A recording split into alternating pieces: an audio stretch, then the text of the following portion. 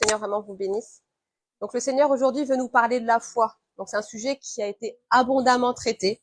On parle beaucoup de la foi, mais il y a beaucoup de choses qu'on doit encore apprendre. Donc le Seigneur veut qu'on aille plus loin et on va voir ensemble ce qu'il veut nous dire aujourd'hui. Donc on va voir d'abord quelques principes de foi. Il y en a beaucoup. On va déjà commencer par 4 principes pour après aller plus loin. Une première chose, je ne sais pas si vous vous souvenez, pour ceux qui étaient là la dernière fois, j'avais parlé de bâtir un hôtel, c'est-à-dire bâtir sa relation personnelle avec Dieu, puis après, pour pouvoir bâtir sa maison, pour après bâtir ensemble le royaume de Dieu. Ça commence toujours par sa relation personnelle avec le Seigneur. Donc le premier principe, c'est que je ne peux pas construire une relation personnelle avec quelqu'un qui soit harmonieuse si je n'ai pas confiance en cette personne. Ça, c'est juste de la logique. S'il y a ne serait-ce qu'un peu de méfiance, un peu de doute d'une partie ou d'un autre, il n'y aura pas une harmonie dans la relation. Donc c'est la même chose avec le Seigneur. Une relation harmonieuse personnelle avec Dieu se base toujours sur la confiance à Dieu. Donc la foi, c'est la confiance. C'est vraiment que je sais que je peux compter sur lui. Je sais qu'il ne va pas me laisser tomber. Je sais qu'il est parfaitement fiable. Ça, c'est vraiment le premier principe de la foi. Parce que la foi, ça va bien au-delà de simplement Dieu existe. Dieu fait plus qu'exister. Même les démons savent que Dieu existe et ils tremblent. Donc croire que Dieu existe, c'est pas suffisant. Est-ce que tu as confiance en lui? Est-ce que j'ai confiance en lui? Ça, c'est vraiment la base. Un deuxième principe, c'est que la foi, elle vient de Christ. La foi vient de ce qu'on entend et ce qu'on entend vient de la parole de Christ. Et il y a un passage dans Hébreux chapitre 12 qu'on connaît, c'est que Christ, il est le chef et le consommateur de notre foi. Donc c'est des termes qui peuvent sembler un peu compliqués, simplement pour dire que Christ est le chef, donc il est l'auteur, il est la source de notre foi, il est le consommateur de la foi, ça veut dire c'est lui qui va la mener à la perfection, il la perfectionne. Donc ça vient de lui. Donc première chose, la relation avec Dieu, elle est basée sur la confiance à Dieu, et ensuite, c'est Christ qui est l'auteur de ma foi. Et c'est lui qui l'amène à la perfection. Ce sont déjà 2 principes de base. Une troisième chose importante, c'est que en Christ, nous avons reçu l'Esprit de Dieu, l'Esprit de vérité. Et cet Esprit, le Saint-Esprit nous guide dans tout ce que le Seigneur veut que nous puissions vivre avec lui, en lui et par lui. Et l'Esprit de Dieu, il est aussi nommé, dans 2 Corinthiens 4, il est nommé l'Esprit de foi. Tout simplement parce que je ne peux pas marcher par l'Esprit sans marcher par la foi. Et je ne peux pas marcher par la foi sans marcher par l'Esprit. Ça va ensemble. Des fois, on dissocie, on dit oui, mais c'est mieux de marcher par l'Esprit que de marcher par la foi. Ça va ensemble. Barnabas et Étienne, ils étaient tous les deux décrits comme étant remplis du Saint-Esprit et remplis de foi. Donc, nous devons comprendre que marcher par la foi, c'est simplement laisser le Saint-Esprit en nous, avoir encore plus confiance à Dieu pour pouvoir faire ce que Dieu veut. Donc, si j'ai confiance en Dieu, je vais forcément marcher par l'Esprit. Et si je marche par l'Esprit, je vais forcément avoir confiance dans le Seigneur. C'est des principes du B à bas, mais mieux vaut répéter les choses pour qu'il y ait le bon fondement. 4e principe, l'amour.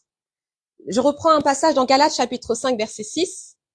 La foi est agissante par la charité, par l'amour. C'est l'amour qui active la foi. C'est-à-dire que la foi, bien sûr, elle est créée par du Christ. Et cette foi, elle est enclenchée, elle est activée par l'amour. Tu as reçu la foi, mais est-elle activée par l'amour? Telle est la question. Par exemple, dans Luc 17, il y avait les disciples qui sont venus voir Jésus et qui lui ont dit, mais si mon frère il pêche contre moi et qui se repent, il revient me voir, est-ce que je dois lui pardonner? Et si cette fois dans la journée, en fait, c'est même pas les disciples qui viennent voir Jésus pour lui demander ça, c'est Jésus lui-même qui prend l'exemple. Je me corrige. Et Jésus dit, si ton frère vient 7 fois dans la journée pour te blesser, te faire du mal, et qu'il revient vers toi pour te dire pardon, pardonne-lui. Et là, les disciples, qu'est-ce qu'ils ont répondu? Augmente-nous la foi. Ils avaient compris qu'ils avaient besoin de foi pour pardonner. La foi, c'est pas comme ça. La foi, c'est vraiment ce qui va nous permettre de pardonner, activer, pousser, enclencher par l'amour de Dieu. Puisqu'au final, si j'ai besoin de foi pour pardonner, j'ai besoin de foi pour manifester l'amour de Dieu. Et le Seigneur Jésus, il leur dit simplement, mais vous n'avez pas besoin d'une grande foi. Vous avez seulement besoin de la foi comme un grain de sénévé, une toute petite foi, pour pouvoir dire à ce sycomore de la rancune, ce sycomore de la rancœur, ce sycomore du non-pardon, déracine-toi et plante-toi dans la mer.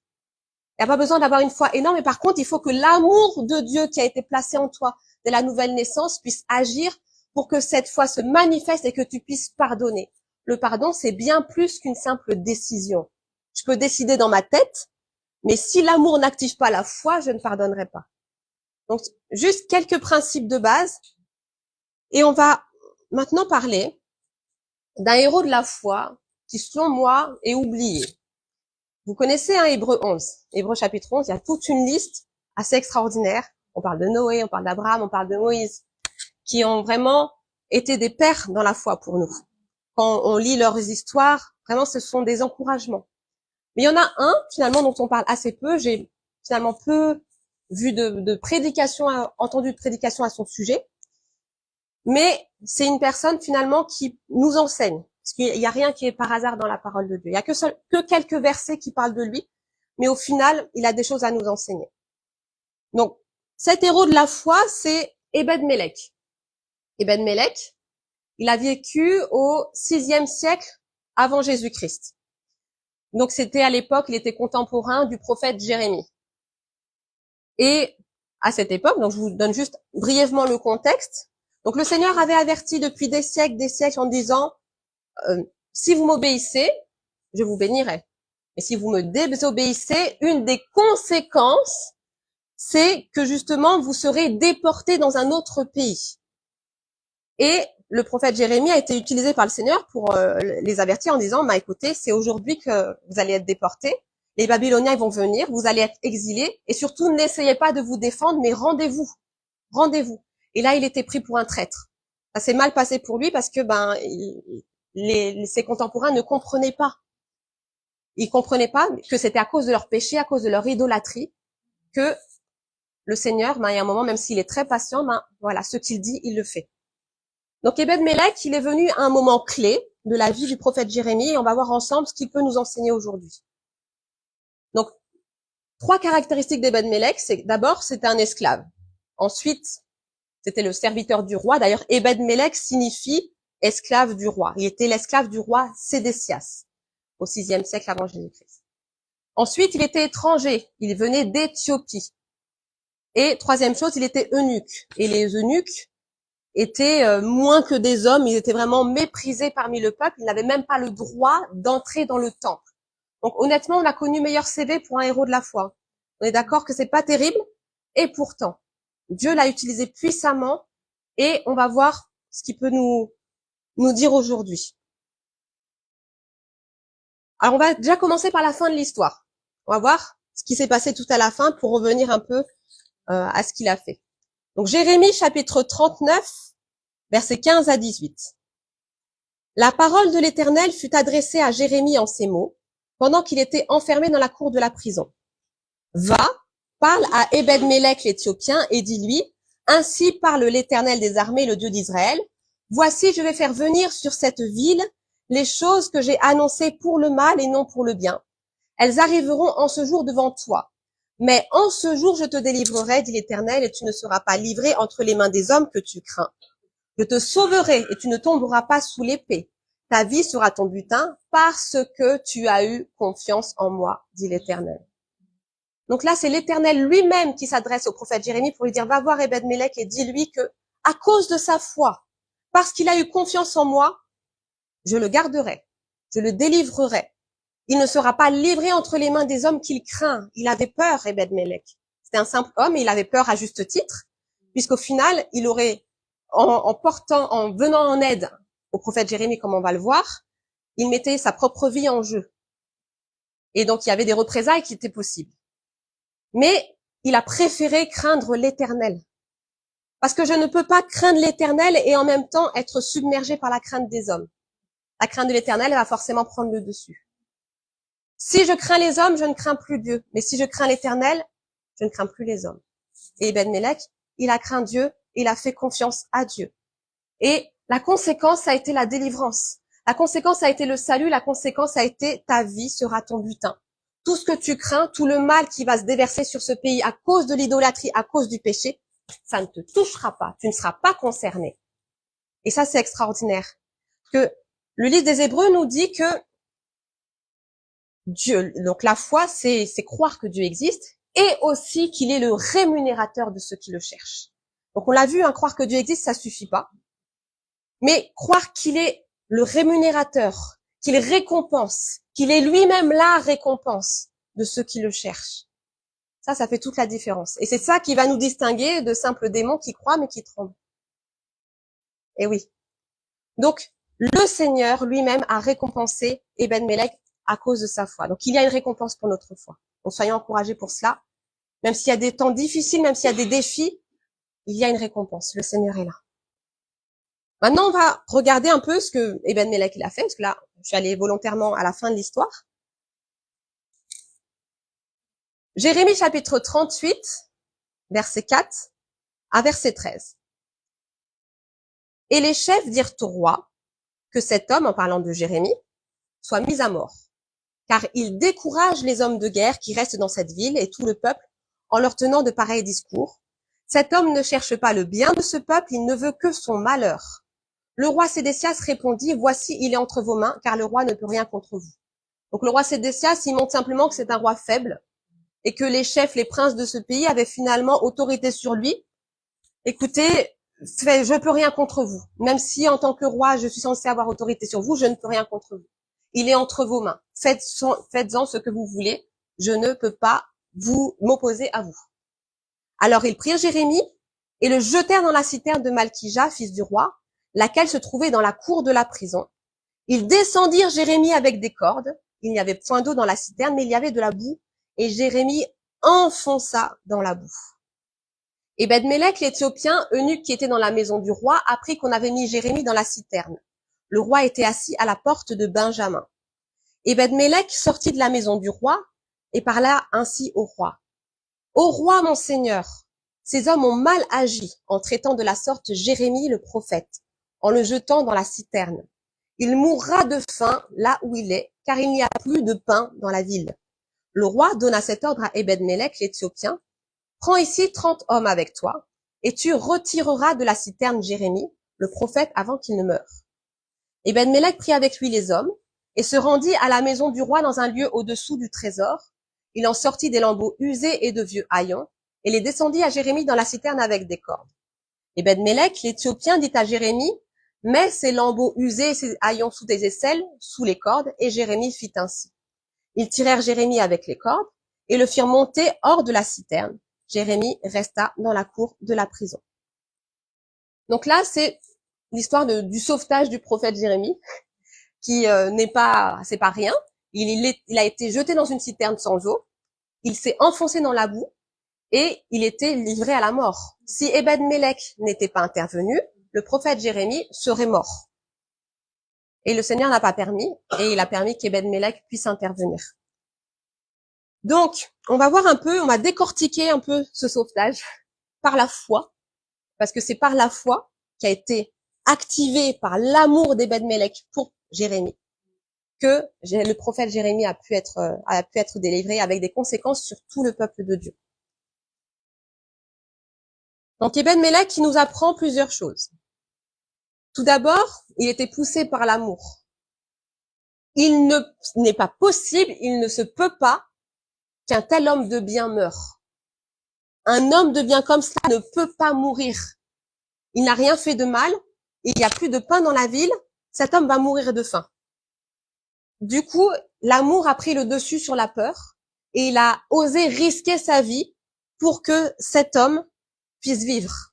Donc on voit vraiment que c'est l'amour qui a poussé Ebed-Mélec à prendre le risque déjà d'aller voir le roi, parce que en tant qu'esclave, eunuque, serviteur du roi, on va pas voir le roi comme ça. Vous vous souvenez de l'histoire d'Esther? Esther, c'est l'épouse du roi, et elle-même, elle pouvait pas aller voir le roi comme ça. Donc à plus forte raison, un eunuque, un esclave, un serviteur. Et pourtant, il a osé aller poussé par l'amour de Dieu. C'est pas possible que cet homme meure. Et en plus, donc non seulement il n'y avait plus de pain dans la ville, mais il avait compris que Jérémie, c'était la voix prophétique d'Israël. Donc, si Jérémie le prophète mourait, c'était tout le peuple de Dieu qui allait mourir de faim spirituelle. Ça peut pas se faire. Il faut que je fasse quelque chose. Ce prophète ne peut pas mourir.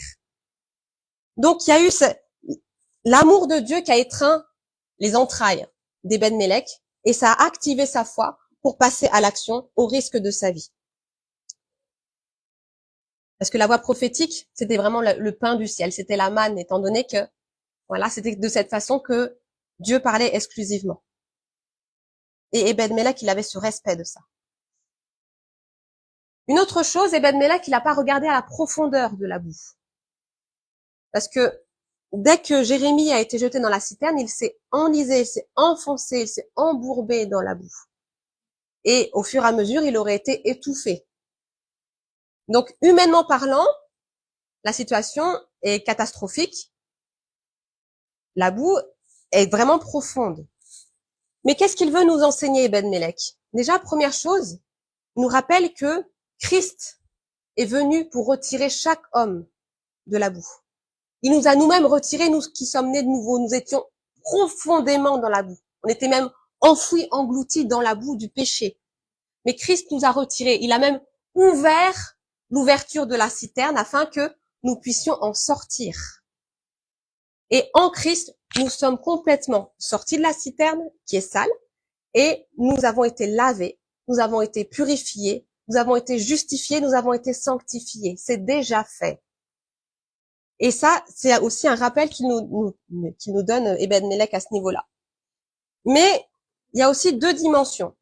C'est-à-dire que on peut être enfant de Dieu et être des fois comme embourbé dans un bourbier de découragement, un bourbier de maladie, un bourbier de situation où on n'a pas la solution.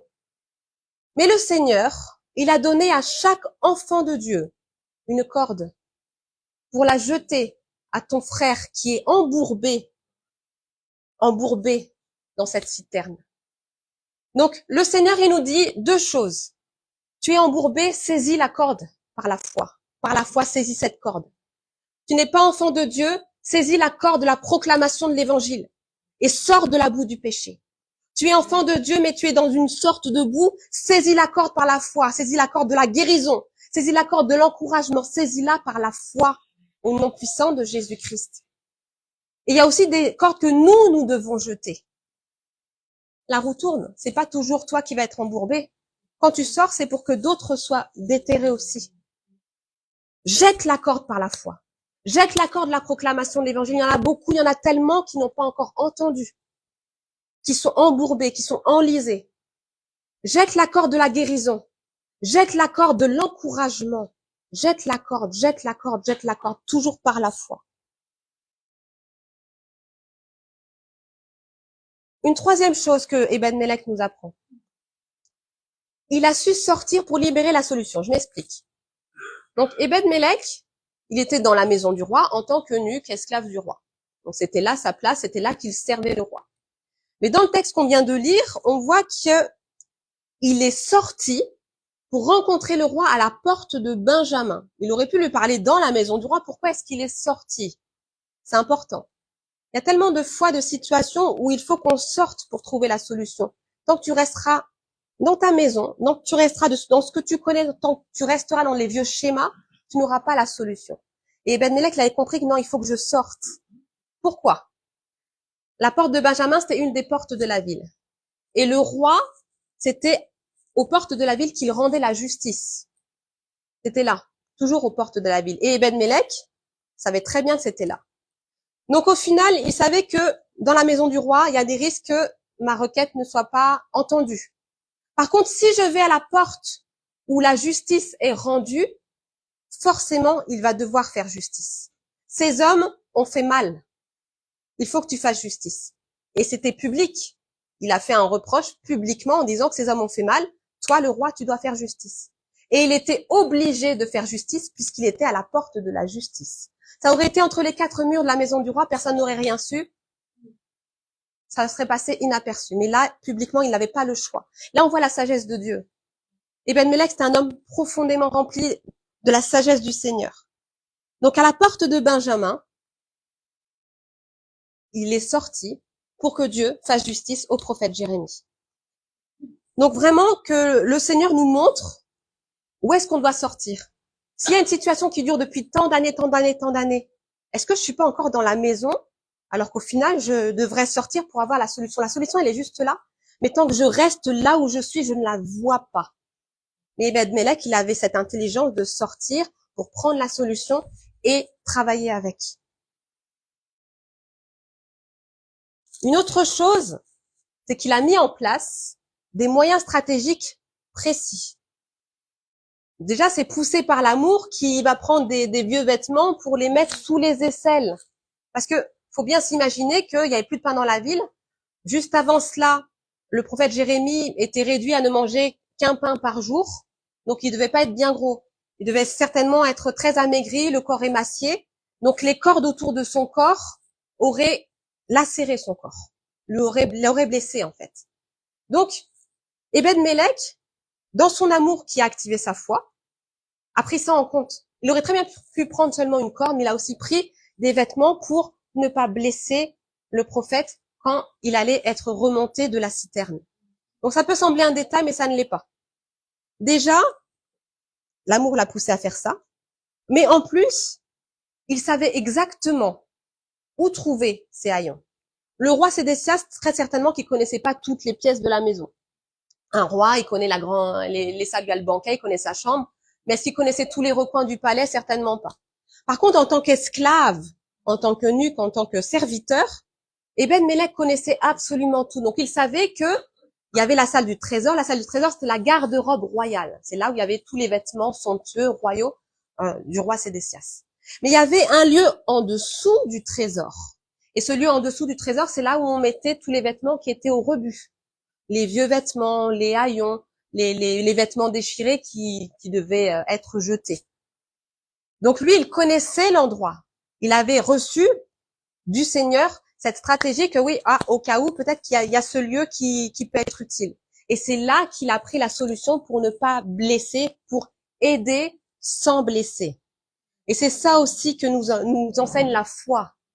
La foi qui vient de l'esprit de foi nous enseigne à parler à propos, afin que l'aide que j'apporte, par exemple, j'ai pris l'exemple du bourbier du découragement, qui est tellement courant. Qui n'a jamais été dans le bourbier du découragement? Jamais. Ah oui. Au moins une fois. Et au final, une simple parole peut nous faire remonter du bourbier, nous faire sortir de la citerne. Mais il peut y avoir aussi des paroles qui peuvent être, entre guillemets, moralisatrices. T'as qu'à faire ci, faucon, vous connaissez? Ah, ouais. Et ça, on essaie vraiment d'éviter. Mais c'est vraiment par l'esprit de foi qu'on apprend à aider sans blesser. Les haillons sous les aisselles, c'est l'aide, mais on aide pour qu'il n'y ait pas de séquelles qui soient liées à l'aide qu'on apporte. Donc il sait exactement que c'est sous le lieu sous le trésor, qu'il y a cette solution stratégique pour sortir le prophète de la citerne pleine de boue. Est-ce que ça va?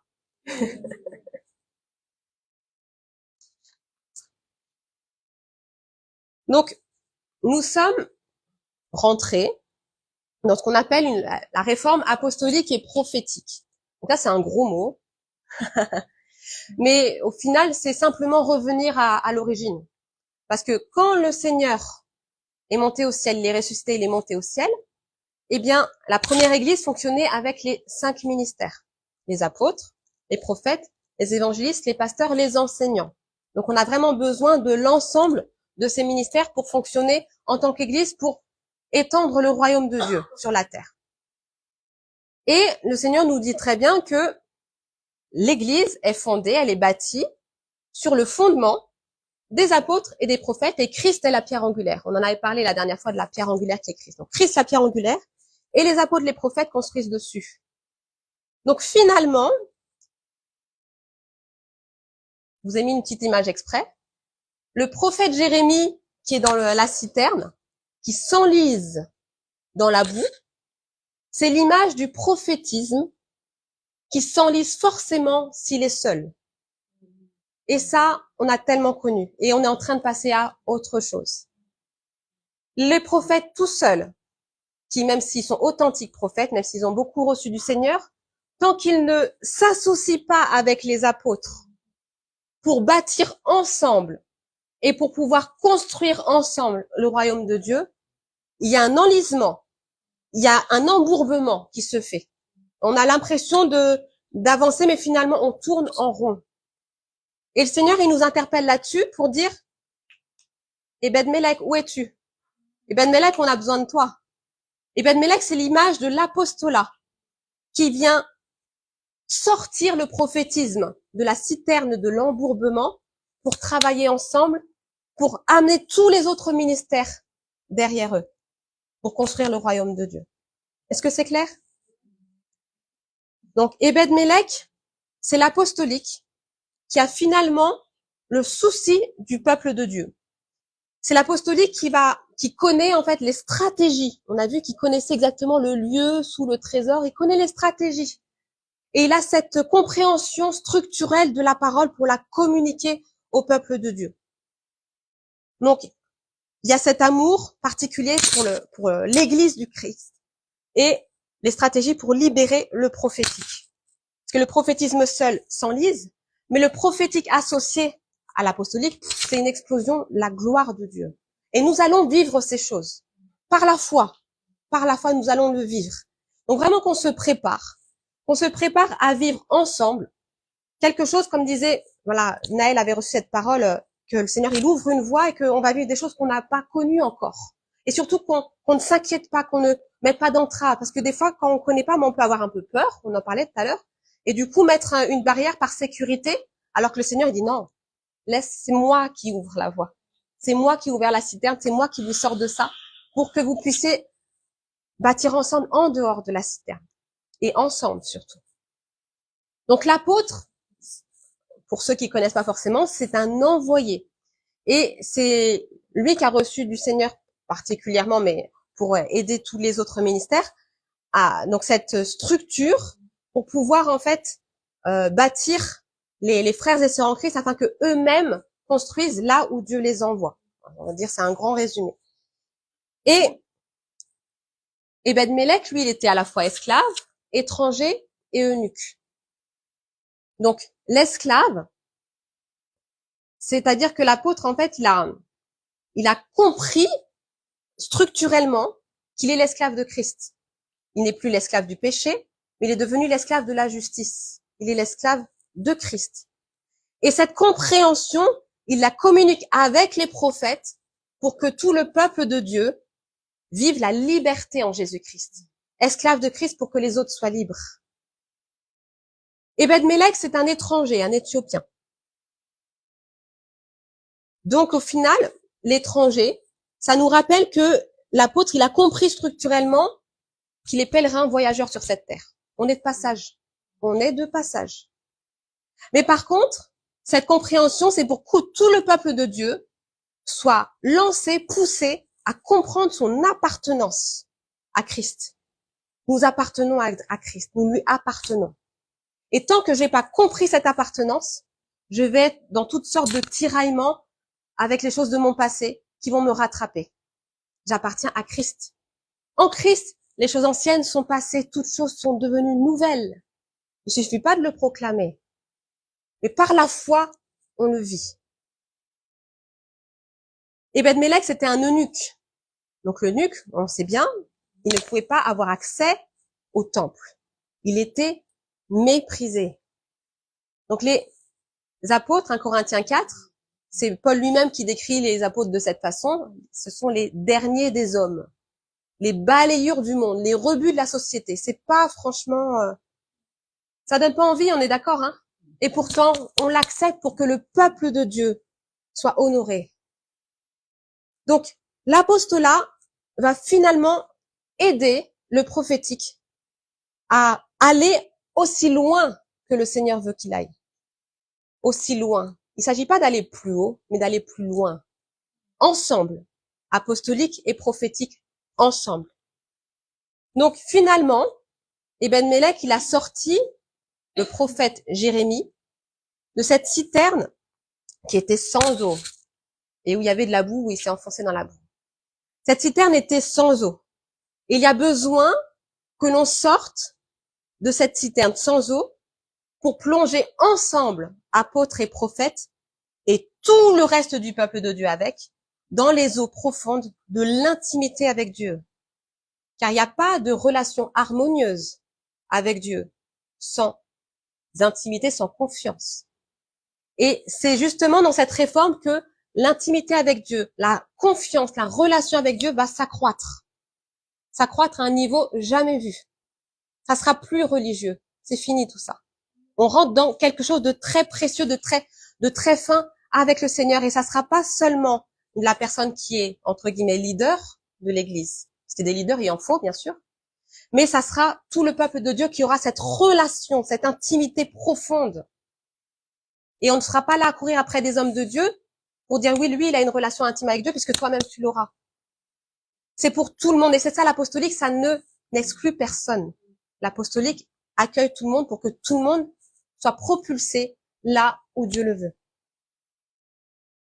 Et enfin, dans cette relation d'intimité, cette relation de confiance, cette relation d'amour que nous allons avoir chacun et chacune avec le Seigneur, eh bien, nous allons appliquer dans le monde toutes les stratégies que l'esprit de foi va nous donner dans l'intimité. On va les appliquer dans le monde. Ah, tu vois, là, il y a le lieu sous le trésor. Prends ça pour que, justement, ça aide à ça. Le Seigneur va nous donner des stratégies très fines, d'une finesse qu'on n'a pas encore connue. Et on doit vraiment se préparer à recevoir des révélations au niveau de tout le corps de Christ pour, justement, bâtir ensemble, pour que le royaume puisse s'étendre et pour que tous entendent la parole de Dieu, tous entendent l'évangile, que ce soit le chef de l'État, que ce soit l'ONU, que ce soit les grands de ce monde ou le plus petit. Il n'y a plus de limite. Il n'y a plus aucune limite en Jésus-Christ. Par la foi, tout est possible à celui qui croit. Crois et tu verras la gloire de Dieu. C'est valable pour ta vie personnelle, mais c'est valable pour absolument tout. Si le Seigneur t'envoie parler maintenant à un ministre, ou il t'envoie parler aujourd'hui au président, vas-y. Il n'y a absolument plus de limite par la foi. Donc au nom de Jésus-Christ, qu'il y ait un décloisonnement qui se fasse dans l'esprit et que on puisse saisir cette corde que le Seigneur nous envoie aujourd'hui. Saisis-la par la foi. Le Seigneur a besoin de toi. Il a besoin de toi pour parler. Il a besoin de toi pour entendre, pour écouter. Il a besoin de toi pour appliquer ce qu'il te dit dans le secret, afin que tous parviennent à la connaissance de la vérité, dans le nom de Jésus. Et Ebed-Melech, il a plein de choses à nous apprendre, hein. Merci Seigneur.